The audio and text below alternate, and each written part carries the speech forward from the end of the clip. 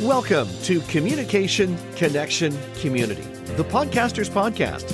This podcast takes a deep dive into modern-day communication strategies in the podcasting space. We chat with interesting people who make the podcasting and speaking spaces exciting and vibrant. We also dive into the podcasting community with news, updates, latest trends and topics from this ever-evolving space. So strap in. It's going to be one amazing ride. Let's dive into today's episode.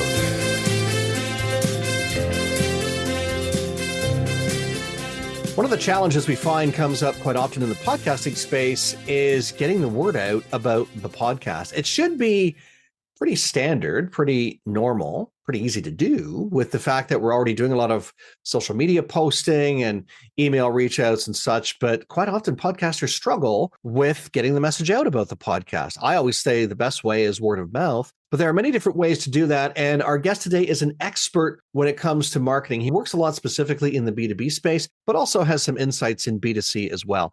Nathan Yeung is the founder of Find Your Audience. He has over 10 years of experience in B2B marketing. He has worked with top Canadian companies like Constellation Software and Procom, and has been engaged by Shark Tank's Robert Herjavec.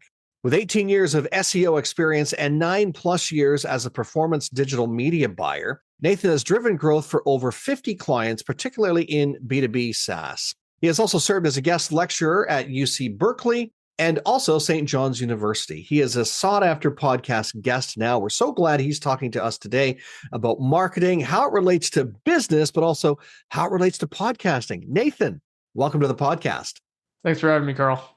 What led you to working in the B2B space? Give me a little bit of your chronological things that have happened in your life that led you to where you are right now. I have a weird background. So I went to school for marketing, but my first job was actually as a VP of finance. And then I was an operational consultant / management consultant for 4.5 years for angel investors. So I found myself just doing B2B just straight out of school. You know, when I was a VP of finance, it was definitely not B2C work. And then when I was an operational consultant, it was definitely all in B2B businesses. And, I will say I love doing B2C stuff as a marketer. You get so much more flexibility. It's so much more agile. You have the ability of doing really, really cool things. In B2B, you don't necessarily always get that, especially in some of the financial industries where there's a lot of compliance and a lot of conservatism. So that's kind of where it was. And I think like many people, there's two walks of life. You kind of come out of school and you have a laser pointed direction and you go towards it. And so therefore you do what you end up doing because you plan for it, or you end up specializing in the things you've kind of majorly fell into. And so I think that's kind of how I went. I don't think I came out of school with that perspective, but here I am now with a whole bunch of experience in B2B. And so therefore probably makes more sense to continue being specialized in that area. It's funny that you mentioned that too, because I remember when I started my business, and like everybody, when they start their business, they're successful within 6 months to a year, right? They're overnight success, making millions of dollars. That's the way business works, right? That was a bit of sarcasm. Hopefully, yeah. Just so the reaction was priceless. You're like, really? Where's this guy going with this? I was like, I'm not too sure. But I remember those early years in business. And I was at a conference in Toronto, and it was with a guy who ran a business training company. So basically, he helped businesses be more successful. And I remember talking to one of the participants at this event, and he said, "So, Carl, are you more into B2B or B2C?" And I'm like, what the heck is he talking about? I didn't even know what that was. So my ignorance as a younger business person, not even knowing the difference. Do you find in the marketing space too that sometimes the wires get crossed, that people think that the marketing is the same for B2B to B2C? Or it's interesting you bring that up because it's a topic I sometimes touch on some other podcasts I've been on. And I think what I've recognized is there's a lot of people in the world where I think whatever you end up doing, that just kinds of being your world. And therefore you don't really expand. And so therefore you have very limited views, and therefore you don't know what you don't know. And I think there is a general perspective that B2B and B2C are different. Now, that is true, but I'm going to say that's a little bit down the funnel true. Tactically, it's different. But the approach of marketing is not different. How you come up with those tactics is not different. The tactics tend to be different because the constraints of B2B and B2C are different. But, like the approach and how you analyze and evaluate and find opportunities, I think are exactly the same. So I caution people when they generalize that. It's like, yes, B2B and B2C seem like they're very, very different. And tactically they are very different. But how you evaluate and how you figure out, what you're going to be positioning yourself as, your pricing and all that kind of stuff, all those things still remain fairly true across the two verticals. But you did mention that the difference comes further down the funnel. So the fundamentals of marketing and even just doing the marketing itself, we'll talk about that a little later on. But doing the marketing, those principles tend to be the same until you get further down the funnel. Yeah. So what a end consumer feels or receives likely is very different, right? Like a B2B company isn't doing coupons inside of a grocery store, right? So it's how you receive that plan is very different on the B2C side. And again, the creativity you get on the B2C side is far more expansive than the one you get on the B2B side. What are some of the challenges when you're working with clients that they're struggling with when it comes to their marketing? Is it they're not marketing enough? Is it design? Is it marketing to the wrong people or the wrong companies? What are some of the basic challenges that you've discovered? I think the number one challenge is really a systemic thing that you see in all businesses where they're just spread too thin. And I think the term specialization can be used on various different levels. Specialization of the business, specialization of your operational flow, specialization of your marketing. And I find that almost every single company that I ever talk to, and if you actually frankly look at some of the most successful companies, they tend to always have very specialized approaches. And there's a reason for that. The reason is like companies kind of have this idea that, oh, if we do marketing, then we're going to be seen. Well, that's not the point. The point of marketing is to drive impact and influence and to build trust. If you can't build trust, you can't get someone to trust that you actually deliver on a desired outcome. You can't do that when you're spread yourself thin and you're not executing on those tactics very well, right? You can send out a holiday card, but if it looks like it's made from, Microsoft Paint, it's not going to feel like you're a credible organization unless that's your creative angle. Like everything looks like it's from Paint and it's a joke. So I find like just right off the bat, it's specialization of how you go to market and the channels you choose of how you go to market is just a great example. Just the basic specialization of your positioning. The one example I always like to joke about is you never trust a mechanic if he also is the chef at a ramen shop. It feels very uncomfortable. And so That's a good analogy, though. I have to stop you right there. That's a really good analogy, right? Yeah, right. Like how would you feel if like you went to Mr. Lube, you got your oil changed, and then like 4 hours later you're heading to dinner, and the guy who's prepping your ramen is the guy who just changed your oil. Like, good for him for having two jobs, grinder. But there's a part where you go, I feel a little uncomfortable with this. And it's just we have a natural tendency that we inherently just trust people through a whole bunch of indirect signals. And one of those things is like if you do too much, it's actually really hard for people to believe you are good at doing something. It's funny because that's not what I thought you were going to say about the analogy. I thought you were going to say you never trust a mechanic who has a hammer and a paintbrush, and that's the only tool they have in their kit. But I like the analogy of also they're also preparing your ramen at the end of the day too. That's another good one. And you also mentioned about if you're sending out a greeting card, the first thing that came to mind was clip art. Yeah, from several years ago. Full disclosure, I've done that, and I think a lot of small business owners have done that when they either didn't have the means or didn't feel they had the means to spruce up their marketing with even having a VA working for them 5 hours or even 10 hours a month just to help them through some of those processes. And that was a realization to me, is that I thought that, and again, this is going back when I was still running a part-time business where it was just me, right? I didn't think I could afford a VA, thinking that I had to bring somebody on full time. It was going to be like a salary position. I guess it can be, but if you're a small business owner, there are people who will do fractional work for you, and they're more than happy to do that if they have the capacity and it's within the scheduling and it's a good fit. Is that also what you mean too by spreading yourself too thin, where you feel you have to do it all, or the person who also is your assistant has to do all of the marketing pieces? Is that kind of what you're driving at? spreading yourself thin and being specialized, like the term specialization has so many use cases. I feel like when people use it, it's too broad because really specialization has so many different benefits in so many different parts of life. Specialization in your ability to learn new things, specialization in the highest and best use of your time every single hour, specialization in how much it's easier for people to trust you, specialization in the fact that when you do that operationally, you're more efficient. Specialization as a general topic has benefits across the organization and in your personal life. And I think, 100%, like we always spread ourselves thin. So I think I haven't mentioned it yet on this podcast. I'm writing this book. And one of the things is we are just naturally overconfident individuals. Like that's one of the key themes of the book. And because we're overconfident, we have this grandiose idea that, oh, well, I'm capable of learning all these things and doing it very well. Like, of course I am. Right. But that's not actually the case. Like very seldomly can we actually do a lot of good things. That's why an NHL player is not a doctor at the exact same time. And I think that we're very grateful that they're not. Although if it was a side gig and they could help their buddies as they're getting off the ice, I mean, that might be very beneficial. But to your point, yeah, you're right. The specialization, and I'm glad you're mentioning this because this is something that, as someone who runs a podcast agency, that we've run up against where people think they can do it all themselves.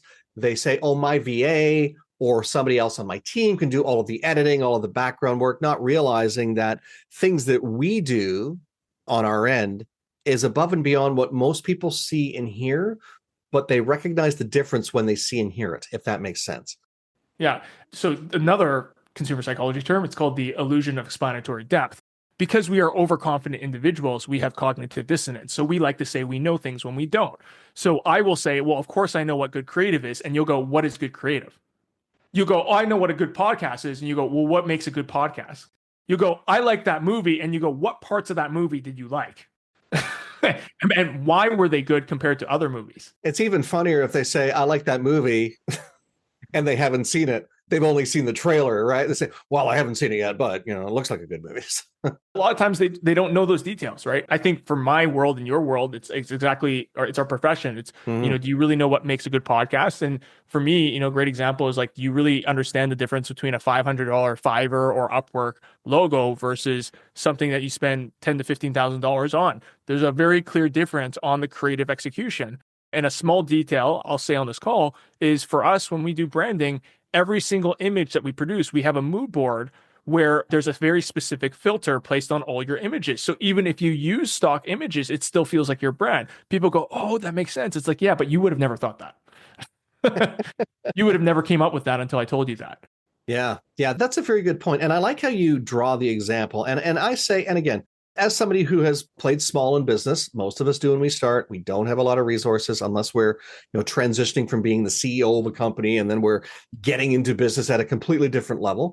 But most of us are starting out, we've transitioned from a job where we have maybe a little bit of money to tide us over, but we're starting from scratch. It almost feels like we're starting a new career, starting from ground zero.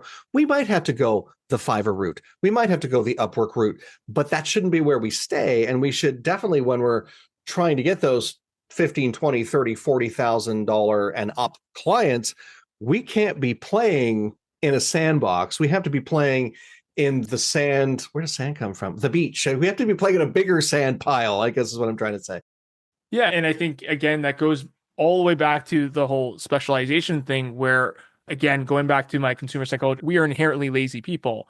And I think one thing that people take for granted, because again, we're overconfident and we're lazy. So all of these things, it's a negative feedback loop of just bad decisions, but we forget how much small details, very small details, influence us because we do not inherently think about how much heuristics shortcut our actual judgment towards potential outcomes. And so I know that was a whole bunch of fancy words, but it was the heuristics are mental shortcuts where essentially we take a signal and we bypass critical thinking. We bypass all of that and we come up with an outcome. And a great example, I always say this is, do you know what trust is? People go, yes. I go, oh, great. So would you ever go into a white van with free candy on the outside of the van? And they go, well, no, of course I wouldn't trust a stranger. I was like, okay, great. So when was the last time you took an Uber or Lyft? Right. And Right. most people go, I see where you're going with this. I was like, Yeah. so you don't actually really know trust. But what you do have is a whole bunch of heuristics that your brain has already made the shortcut to, which has allowed you to trust Uber and Lyft, whether or not it was logical. And another good example of that is if I told you right now, if you got in a car accident with Uber or Lyft, there may or may not be a possibility you will actually be protected by insurance. Do you trust Lyft and Uber right now? And they go, oh, yeah. But the benefit of Uber and Lyft outweigh what your logical brain actually cares about, and you care about your outcomes more. Wow. Wow. And again, I appreciate the deep dive into this. And yeah, some big words, but the examples I think are definitely crystal clear for that. I want to transition the conversation though into podcasting, because a lot of what you're talking about, some of the things that you're saying are also things that we've run up against with clients, but then also with other individuals who want to come into the podcasting space. They need some support, they need some help. And the one piece that's missing is the marketing piece. And I want to get your take too, because you've guested on over 40 shows, embracing it. You're very generous in sharing this information with people. What are some of the guffaws that you've noticed, some of the hiccups that you've noticed with some of the other shows, without being specific to the shows, but other hosts or other shows that you've been on, when it comes to their marketing or when it comes to what they're doing with their show? I think there's standard procedures for repurposing assets that I think any podcast host or anyone who's aspiring to be a podcast host should do. We're creating a video right now. There are standard assets that should be created from this. You're creating content, you're creating value right now. And so I think just understanding that when you create your podcast, you're going to have to use your podcast as a marketing asset, and you need to, because you are in a very, very crowded space. So you inherently have to do what you consider as the bare minimum. And every business has that, and podcasting is definitely one of them. If you're not doing the bare minimum, I can guarantee you're not going to stand out. So that's one challenge. So it's not just about the podcasting, do you have the workflows post podcast to actually market your podcast? Carl, we were talking offline before that, but you're right. Podcast is a business within a business. You have to operate it like a business, which means it has to have marketing like a business. Now, again, we're skipping over the one point we've hit on, 100 times already. You got to specialize. God forbid if I started a podcast right now with the grand category of marketing, it would go nowhere. Marketing connected, marketing unmatched, marketing, whatever you want to call it. The title of it is not going to really do anything for anyone, because there's probably going to be 300 of them already. And there's going to be a whole bunch of people, as again, have trust, reviews, a listener base, and 30,000 shorts already out there. So why would someone, you got to think about it. You're taking time away from someone. Again, going back to a restaurant analogy, you got to recognize you're taking someone's precious time out of their day. Why are they going to risk it on you? You got to think about that. Why is someone going to risk their uphill walks in 30 minutes in the morning, or, while they're on the train to go to their job, to listen to you? Right. And you got to really think about what's that edge. And that edge that you have when you have very little marketing dollars is being hyper specific to solving their problems. And so if you're talking to, hey, I'm a marketing podcast speaking to people who are entering their careers right out of university that are looking to be a project manager or a product manager, now I'm speaking to a very specific person, and I'm speaking to a very specific demographic. And so therefore, they know. I think the only time that simply using the moniker marketing would have worked in the podcasting space was 2002, when podcasts were just getting started, when there were no podcasts. And yeah, hey, you're the first one there for marketing. Perfect. You can structure it and do whatever you want. But to your point, it has become a very niche medium. And that's one of the benefits of it, is because you can be niche. You don't have to cast a wide net to get tens of thousands or hundreds of thousands of listeners. You can cast a very narrow net, get the audience, your ideal audience, in front of you all the time, and have bigger results, because you have niched, because you have focused on who does it you want to talk to. That, I think, is number one, is knowing who it is that you're speaking to. 100%. And that's a very natural progression of any business or category or industry. You'll see this in everywhere. As something matures, this is the natural evolution, is being a niche or niche. One of the challenges that I find that podcasters have is, and you've already touched on it a little bit, is it's almost like they're not marketing enough. And in some cases, they're not marketing at all. They post their episodes. Maybe they do an Instagram reel. Maybe they do a Facebook post, and that's it. How much should we be repurposing, or how much should we be marketing in general? The show, the episodes, how much of that should be happening? If you have the time, I would say as much as possible. Again, I'm thinking about it in the sense that you have limited dollars. We live in a society where attention spans are so small. Shorts do play a critical role in marketing your business. And hopefully from the podcast, you have some amazing hooks and shorts that are going to be enticing, and they play a major role in getting distribution. If you get a 5 to 15-second soundbite from a video that's quite enticing and it does well and it creates engagement, look, that might grab you 5 to 10 listeners. What does that mean to you? Well, it's 5 to 10 listeners. If 5 of them like you and they tell someone else, that's a network. The whole thing is you're trying to build a network so that people trust you, so people know that they're making that decision to listen to you in whatever part of their day. And the more you do that, the more likely you can actually expand your topics and expand your listener base, right? Again, I go back to the consumer psychology thing that I have, which is, there's 3 things that came in that book, which trust, laziness, and overconfidence. You have to build trust. That's all we're doing here, right? So everything you have to do is to build trust. And the moment you do that is the moment you can start expanding your audience. From a podcasting perspective, but even from a business perspective, let me ask you this question. Where do you see marketing? I know it's a very broad term, but where do we see marketing going? Certainly in the podcasting space, I know we've seen an uptick in video. We're seeing more short form content, but in your experience, where do you see the trend, or where do you see things headed, say in the next year or two? If you have a crystal ball. If you don't, that's okay. Your best interpretation. So I have a strong opinion as to where I think sales are going to go in the next, like sales enablement and sales, like SDR and outbound activities. Like I think that's going to go to shit in the next 2 years. I think outbound is going to disappear. I think phone calls, mail, and all email are going to go to nowhere because now personalization will be inauthentic. I think marketing will also meet the same fate, but I don't think it's going to be as bad because naturally speaking, there is no resources behind marketing. Like marketing an asset is just purely distribution of a content piece versus an SDR sending out an email. So I don't think we're going to see that as bad, but the only reason why it's not as bad is because marketing has the ability to have frequency. We can force an ad on someone. You can't force a phone call or email onto someone. I do think authentic connections will grow. So I think marketing in terms of the landscape, I've recommended to almost all my clients that events will probably double or triple size in the next 2 to 4 years. That's my assumption. That's my advice to a lot of people. And if you were to ask me about podcasts, here's actually what I think podcasts are going to evolve. Podcasts are going to need to evolve because I think it needs to evolve to the point where people can think it's authentic. I can almost guarantee you there's probably going to be a period of time, I'm going to say likely in the next year, where podcasts will be artificially intelligenced and therefore no longer authentic and then be distributed. And there's going to be a lot of distaste from that in the market.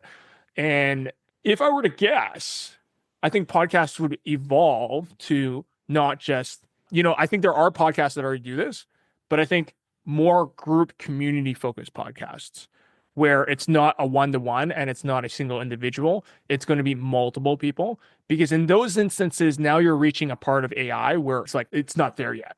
So if you started doing a podcast where you invite 6 to 7 experts in the same call and it's a group think conversation, I don't know when AI will get there. It will, but it's too far where I think most people think it's genuine, and that's what our people are craving for, right? People crave the podcast because it's kind of like the more authentic user-generated version of radio in a specific area, right? So people want a real person, someone who's not a celebrity, someone who's not someone on a radio station or broadcaster. They want a real person.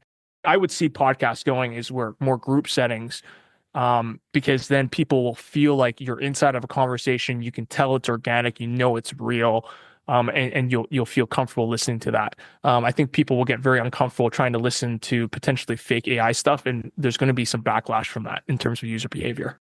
It's funny you mentioned that too, because we're already seeing AI generated hosts, we're seeing AI generated guests, and I know there's been a pushback. And again, it's a very small survey sampling, I guess you could say, but within one of the communities that I'm a part of, the question was asked, would you host or would you participate in an AI generated show? And about 90% of participants said, absolutely not. Like it loses the authenticity. I want to know I'm speaking to a human, all things like that. But I think there's some definite benefits to having AI in the space. I think it's a great nurturing tool. It's a great research tool. I think there are some other things that I don't even know what they are, but some things that AI will be able to help us with. But I agree that the human connection or the, as you say, the community, and maybe even community beyond, just as you said, beyond on the show, one of the things that we're noticing is community in the sense of it's not just what you do during the show, it's what you do after the show. It's the green room conversations, it's the bonus content, it's the community, it's the meetups, and I just want to say it's ironic how you mentioned the in-person events exploding again and maybe it's because we spent so much time not so many years ago, basically shackled to our houses that now there's this need and this want and this desire to get out, but it's also the human connection that even the most introverted person, I think, craves it. Yeah. And, I'm a big person also. I'm a big believer of like core frameworks. And I think like everything, we will overshoot, right? So I think we've overshot digital, right? We've tried to do digital. And that's why now it's like, it's reverting to the mean where it's just like, okay, let's go back to human. And I think human experiences such as events will likely explode. So I'll give you a good example. There's a SaaS conference called Collision and Elevate in Toronto. It's like, 5,000, 10,000 people. It's so big that, the general gist I get from a lot of people is I can't build connection. So my guess is what's going to happen is some of these great conferences that are about 500 people are going to explode up to 1,500, 2,000 people. And then they're going to overshoot, right? Because it's going to be like, you've lost the point of this conference, which is actually to have intimate connections. So, I expect this to overshoot, then it's going to come back. And then, sooner or later, it'll meet a balance again between digital and events. But I think it's on the verge of going back towards like a heavy event focus. So I think next 1 or 2 years for marketing, especially in a podcast. You think about creating a podcast. Why do you have to do it here? You can create a podcast at a conference. How many people can you interview in a conference, right? Lots. A lot, right? I was at SaaS North and I was a keynote there and I got interviewed on a podcast just, ad hocly, like right then and there. So, it's a great place also for great content too. So it's a great way for you to get your name out. It's a great way for you to tell people about what you're doing. So there's so many different, things that could benefit a podcast host from going to events as well. Fantastic insights on that. And yes, I agree. And I do know some individuals that leverage live events to create that podcast content. They'll do it once or twice a year, and they'll have content for the full year just by creating content from a conference experience. So great insights. How can people get a hold of you? What's the best way for people to connect and learn more about your work? Yeah, honestly, just going to my website, which is www.findyouraudience.online, and or you can go to LinkedIn and likely find me. I do know there is I'm going to say this, another Nathan Yeung who quote unquote is a marketer, but I can tell you right now, if you look at my name and it's not my face, because I have 300,000 pictures of me everywhere, that's the one you want to look for. Not the random software engineer who's also a marketer.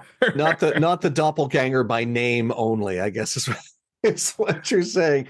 Nathan, we'll make sure those links are in the show notes anyway, so people click on the right links and go to the right place. So really appreciate you taking the time to chat with us today. Before I turn you loose, though, I'll give you the final thought. Final thought. Yeah. You know what? We've talked about it. I'll nail it down at the end of this as into the coffin. Specialization. Man, oh man, did I ever ignore that while I was growing up? I regret it. I do. I really think I was a poster boy of overconfidence. You know what? I also blame the teachers. I wish I had a teacher who explained to me why specialization was so important on all those different facets. Because I think when you say specialization and you just go, you need to specialize, it's too generic. You have to tell people why it's better. And you have to explain that on a technical perspective, not just on this broad, like, this is what you should do. So I partly blame the teachers or the mentors that gave it to me because they didn't actually explain it in granular detail. And I wish I did specialize earlier. I may sound like I have specialized, but truthfully, if you look at my background, I have not. In the last 7 years, I have in B2B SaaS. But, I was growing up, even in my technical skill sets, I was not hypothetically a specialist. Am I pretty decent at my job across multiple things? Yes. But do I think my life would have been easier and would I have been afforded better opportunities if I was specialized? Absolutely. So, message here, specialization. And after you've done that, Then you can do something else. Or specialization. No, you can do something else afterwards, but you got to be known first. I love it. Nathan Yeung, I think we'll leave it right there. Thank you so much for being my guest today. Thank you. And hey, thank you for being a part of the show today. So glad you could join us. Believe it or not, I can't work this magic by myself. So thanks to my amazing team, our audio engineer, Dom Carillio, our sonic branding genius, Kenton Dilborowski, and the person who works the arms, all of our arms actually, our project manager and my trusty assistant, Jilabel Tiongo, known to us here simply as July. If you like what you heard today, let us know. You can leave us a comment or review or even send us a voice note. And if you really liked it, we hope you'll share it with your friends and your colleagues. If you don't like what you heard today, well, please feel free to share it with your enemies. And if you know of someone who would make a great guest on the show, let us know about it. You can get in touch with us by going to our show notes where all of our connection points are there, including the links to our website, LinkedIn, and Facebook as well. And if you're ready to be a guest on podcasts or even start your own show, let's have a conversation. We'll show you the simplest way to get into the podcasting space and rock it. Because, after all, we're Podcast Solutions Made Simple. Catch you again next time.